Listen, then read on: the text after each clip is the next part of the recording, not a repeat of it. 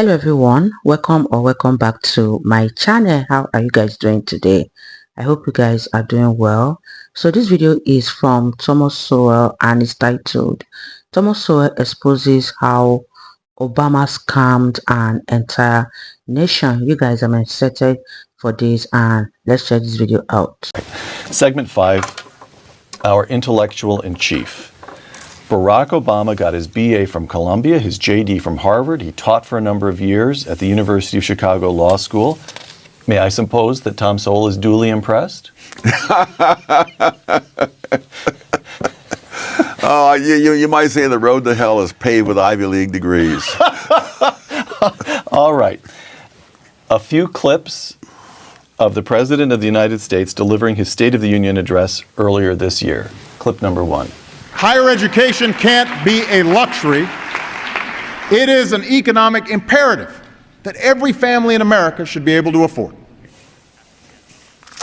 Higher education, an imperative. All he's asking is that all young Americans should have the same opportunity to get a really good education that Tom Sowell had. Tom? I love the use of the word opportunity. I had as much opportunity to become an NBA star as Michael Jordan had. It just happens that there was some difference in skill. And so the same thing with education. There is no point trying to run people through institutions that they have very little interest in and that they may not be suited for.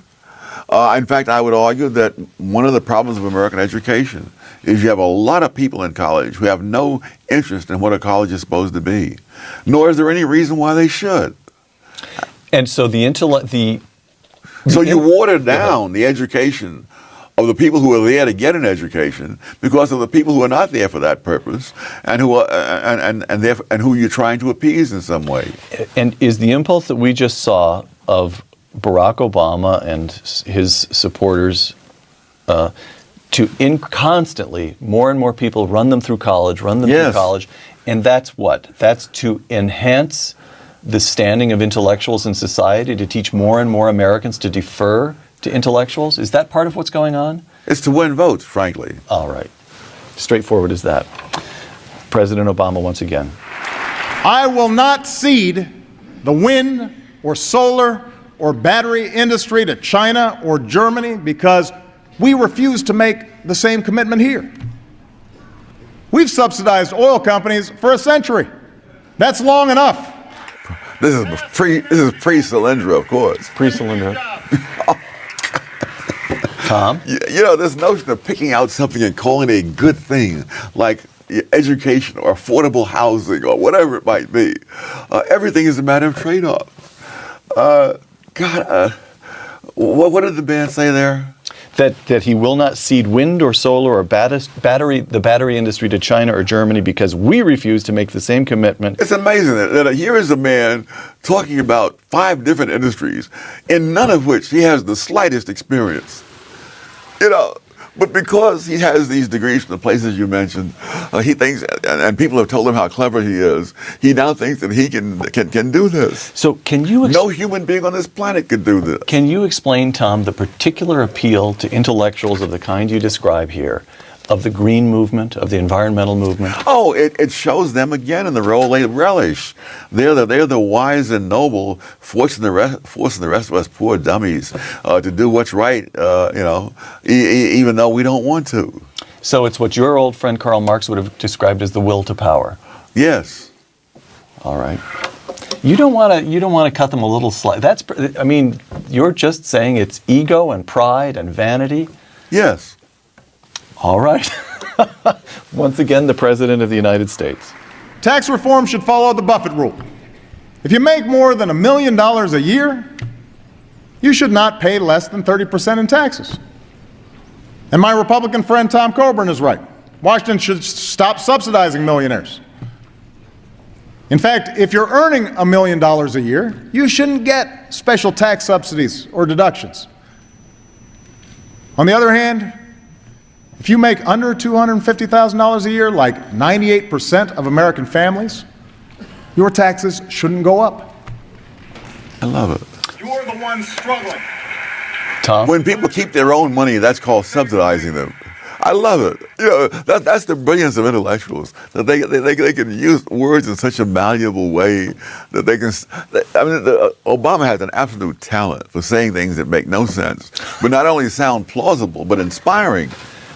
We're subsidizing the oil companies when they deduct the cost of doing business in order to arrive at the figure of how much net income they have. Everybody does that. Right. So this notion, though, that if you're rich, you ought to pay more. Straightforward enough, no? It is straightforward, but it's also straightforward nonsense. Why is that? You guys, what are your thoughts on this video? I'll say Thomas Sowell is such a funny man, because when he said the road to hell is paved with Ivy League degree, it was really, really hilarious. And even if everyone has the opportunity to be educated, do they have the interest to be educated? I agree with Thomas Sowell, because a lot of people are in colleges with no interest of being there. Once that interest is not there, no matter what you do for them, they will never excel in such a field, because people excel in fields or in things that they are very, very interested in. Let me know what you guys think about this video. Leave your thoughts and let's continue watching. People don't. They often speak of people who are rich as people who happen to have money. Right. Extremely few people happen to have money. There aren't that many Rockefellers. Well, but Rockefeller didn't happen to have money. But his heirs happen to have it. Heirs happen to have money. So you're drawing Rockefeller reduced the cost of oil to a fraction of what it had been before him, Right. benefiting millions of people across the country. Therefore, they bought their oil from Rockefeller rather than from people who had more expensive ways of producing oil. For example, one of them being the use of tank cars on the railroads. The progressives were livid that Rockefeller could ship his oil at a cheaper price than the other producers. It never occurred to them that Rockefeller shipped his oil in tank cars, which are a hell of a lot cheaper to transport than in barrels. Right. I mean, we still measure oil in barrels today, but we ship it in tankers. Right. And that's how he became a multi-billionaire. So we know from the study of economic history that wealthy people get wealthy by creating jobs, lowering prices of products. Rather than Bill Gates, the richest man in America, one of the richest men in the world, invented an entire industry that simply didn't. All right, we know all that, and we also know, as we mentioned earlier, that cutting taxes worked to spur economic growth in the 20s. Again, under John Kennedy in the 60s. Actually, it was Johnson who ended up.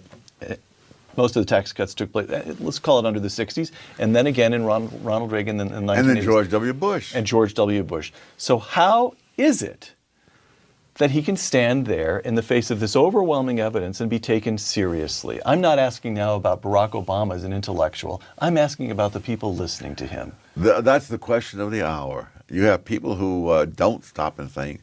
You've had dumbed-down education. You've had propagandistic education.